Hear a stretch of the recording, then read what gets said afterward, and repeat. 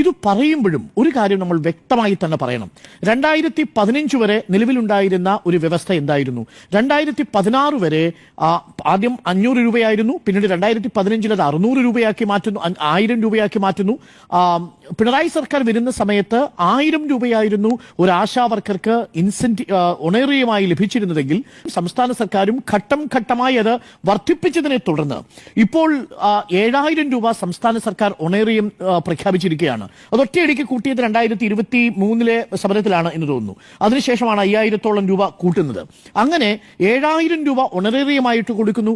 ഇൻസെന്റീവായിട്ട് 3000 രൂപ, അതിൽ 60:40 എന്ന കണക്കിലാണ്. എന്ന് പറഞ്ഞാൽ 1800 രൂപ സംസ്ഥാന സർക്കാർ, 1200 രൂപ കേന്ദ്ര സർക്കാർ.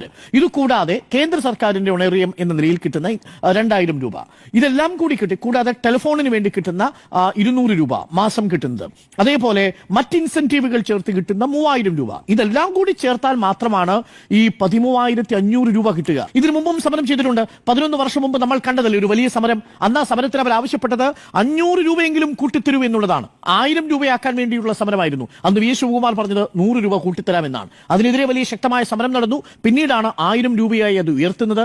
അത് പിന്നീട് 7 മടങ്ങായി വർദ്ധിപ്പിച്ചു എന്നത് നേരാണെങ്കിലും അത് നിലവിൽ അവരുടെ ജോലിക്കോ അവരുടെ ആവശ്യത്തിനോ ഉതകുന്നതല്ല. നമ്മുടെ രാജ്യത്ത് ഏറ്റവും കൂടുതൽ ഓണറേറിയം കൊടുക്കുന്ന സംസ്ഥാനങ്ങളിൽ ഒന്ന് കേരളമാണ്. എനിക്ക് തോന്നുന്നു കേരളം മാത്രമാണ് 7000 രൂപ കൊടുക്കുന്നത്.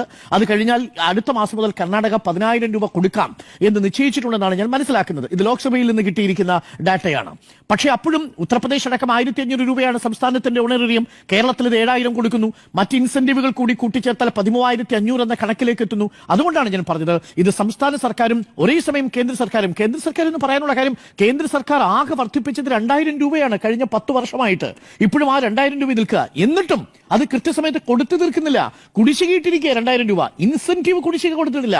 ഞാൻ പറഞ്ഞില്ലേ 3000 രൂപയിൽ 40% ഇൻസെന്റീവ് കൊടുക്കേണ്ടത് കേന്ദ്ര സർക്കാരാണ്. 1200 രൂപ കഴിഞ്ഞ കുറെ മാസങ്ങളായിട്ടത് കുടിശ്ശികയാണ്.